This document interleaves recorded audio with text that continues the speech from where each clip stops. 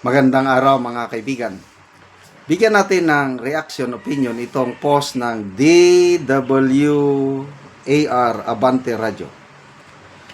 Tahasang sinabi ni Palace Press Officer Claire Castro na si VP Sara Duterte ang gumagawa ng mga paraan o raids bait. Paon ba? Raids. Magalit. Para magalit ang mga tao kay Pangulong Marcos Jr. Dagdag pa ni Castro, matagal na itong ginagawa ng Vice Presidente sa pamamagitan ng madalas na paninira sa Pangulo. Title sa kanya po, VP Sara Mastermind sa raids bait kay PBBM. Okay. Ipagpalagay natin na totoo itong sinasabi ni Claire Castro. Granting lang. Auntie Claire, sa politika, normal yan. Yung siraan. Political warfare yan. Normal. Sa gerang armed confrontation, malaking factor ang propaganda war or psychological warfare. Kasi, pag natakot mo ang kalaban mo, wala ka pang ginagawa, hindi ka pa lumulusog sa pamamagitan ng propaganda o psychological warfare na napahina mo na ang fighting spirit ng kalaban, yun na. Panalo ka na. Sabi ni Sun Tzu, the acme of battle is subduing your enemy without firing a single shot. Ganon yun. Ang mga Amerikano magaling sa psychological warfare. PsyOps, psychological operation. Ganyan din sa politika. Kasama yan.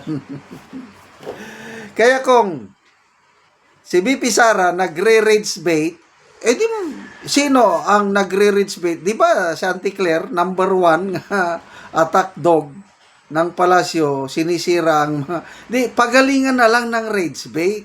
Ganon na lang, Auntie. Huwag mo nang sisihin si VP Sara. Galingan ninyo. Okay. So, sino ba ang unang sumira? Di ba? Ang ganda yung unity team nung una. Tuwan-tuwa ko nung nag-team up sila nung election. Akala ko, yung chemistry nila, maganda. Yun pala. Ngayon lang sinabi ni VP Sara na nung una, napapansin niya na may hindi maganda. Nung kampanyahan pa lang, nabanggit ni VP Sara na itong si First Lady Lisa Araneta Marcos hindi natutuwa kay VP Sara. Ayaw niya. Bakit ayaw niya? Insecure? Kung hindi sila nakipag-team up kay Mayor then Inday Mayor Sara, mananalo ba sila? Talaga, talo sila. Baka si Madam Leni ang presidente natin yan pag hindi pumayag. Pag hindi pumayag si VP Sara na mag-team up kaya talo yung BBM na yan. O kaya tumakbo si VP Sara na presidente, panalo yun si VP Sara. Kaya walang BBM ngayon. So ang ganda ng samahan nung una. Kaya sabi pa nga ng Pangulo, I am appointing myself as your BFF, best friend forever. Sinabi niyan, birthday ni VP Sara, if I'm not mistaken, is 2023. Mayo bang birthday ni VP? Talumpati niya. Pabayaan mo, kasi nagsisimula na noon ang labanan nila ni Martin Romualdez, tambaluslos. Nagsisimula na. Kaya lang, hindi pa naman na-break up ang unit team, kaya ang Pangulo, dinidepensahan pa niya ang VP Sara noon. But later on, wala na. O, sinong nagsimula? Di ba ang palasyo? Dahil sa ambisyon nila sa palasyo na forever and ever gusto nila sila na lang.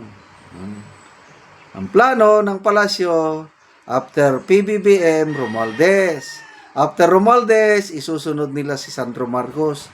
Kaya ayun, pinaghinalaan nila si PGMA na traidor, dinimot, yun na ang simula ng break up ng unity. Sinong nagsimula? Anti-Claire, alamin mo muna. Hindi ka pa Palace Press Officer, binabatikos mo pa ang mga Marcos during that time. Alam mo yan. Kaya wag na kayo magreklamo, mastermind, rage bait. Pagalingan na lang. Kasama sa politika yan yung siraan ng tingnan natin ang people's reaction. 25,000 ang nag-react. 23,000 ang tumatawa kay Anti-Claire. 1,500 lang ang nag-like sa kanya. Talo. Talo kayo sa Battle of Narratives, Anti-Claire. Comments. Arne De Leon. Double time, double maleta. Sergio Bal. Ambot nimo, Anti-Claire. Valente Di Patuan. Hehehe, Anti-Claire. Matagal ng galit ang taong bayan sa pamilya Marcos. Ano pa? Angeles Supan, Anti-Claire is fooling herself. Nestor Silverio, Duterte na naman may kasalanan. Galit taong bayan dahil sa flood control na parang wala namang nangyari sa investigasyon. Yan. Yung mali-malita issue na yan, habang sinasabi mo, Anti-Claire, na lousy script, hindi pang award winning. Ano naman sabi ni Ombudsman Boying Rimulya? Sinisira niya ang kredibilidad ng Brave 18 Marines. May kaso yan. Murder cases. 5 sa kanila. Nasaan ngayon ang kaso? Wala naman. Kaya kung totoong may kaso, ay di pinakulong na. Ano pa? Panahon pa ni PRRD. Mayroon ng maleta. May nagsabi sa akin, reliable source. Sino yung reliable source? Wala naman. Ping Lacson, ano naman ang kanya? Ay, mathematical impossible yan. Hindi ko sila tatawagin sa hearing dahil baka makulong sila, kawawa sila. Habang ganyan ang style ng palasyo, talagang hindi mo maiwasan, mapapamura ka sa administrasyong ito. Malala ko tuloy yung kay Atty. Guanzon. Mula sa presidente na palamura, napunta tayo sa presidente na araw-araw gusto mo siyang murahin. Sorry na lang, Anti-Claire, kung ang mga tao magmumura sa taga-palasyo. Mga kaibigan, salamat sa inyong pagsubaybay sa ating channel. Nakakatulong kayo ng malaki sa tribong Talandig ng Bukidnon dahil ang income natin sa channel na ito is pantulong po sa tribo. Namimigay tayo ng libreng yero at pako para makapagpatayo sila ng mas maayos na tirahan. Panoorin nyo ang video na ito. Ang natagaan na mo og yero, so mag-atop na siya karon.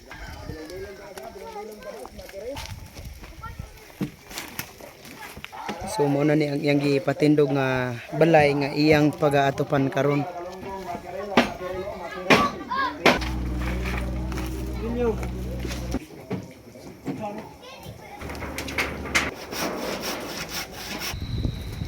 Ayo.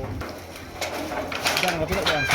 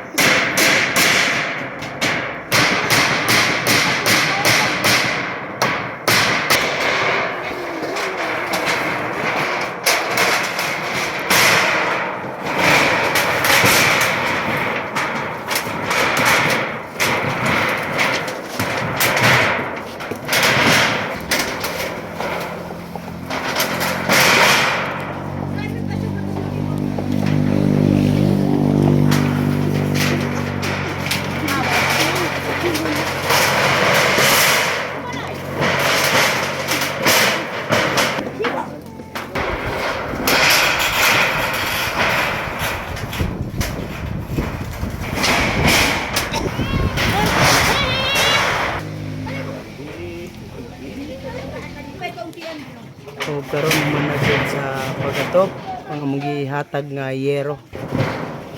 Salamat kayo sa Ginoo, agiog.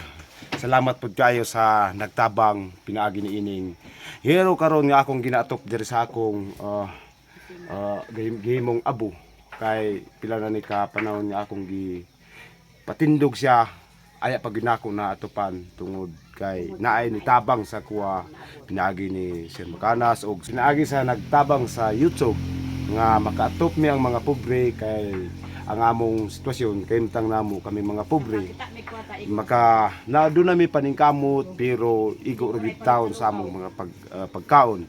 Salamat kayo sa supporter niini aning pagtabang sa mga tao nga kabus sama nako ug manginaot ko nga daghan pa ang matabangan nila og dating Salamat kaayo. Salamat.